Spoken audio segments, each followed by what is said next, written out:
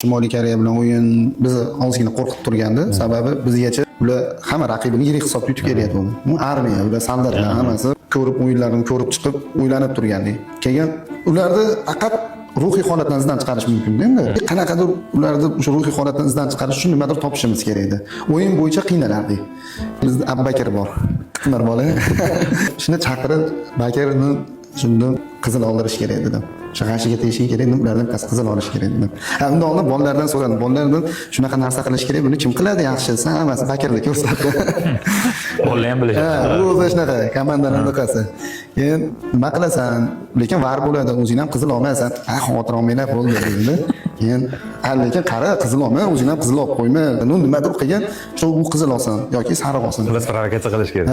Keyin bo'pti bir payt o'yin ketyapti. Bittasi Bakir bittasini oldida turibdi, buni oldida turibdi. O'zidan o'zi sudyaga Shimoliy Koreya o'yinchisiga sariq berdi. Bu hech narsa qilgani yo'q. Keyin Bakir hech narsa qilmadi, qarab qo'ysin. Keyin bir pas turib o'sha sariq olgan, ikkinchi sariqni olib qizil olib chiqib ketyapti maydondan. O'yindan keyin nima qilding? Men kelsam, bu yerda yaxshi chisnoylardan kelib oldiga borib kekirdim deydi.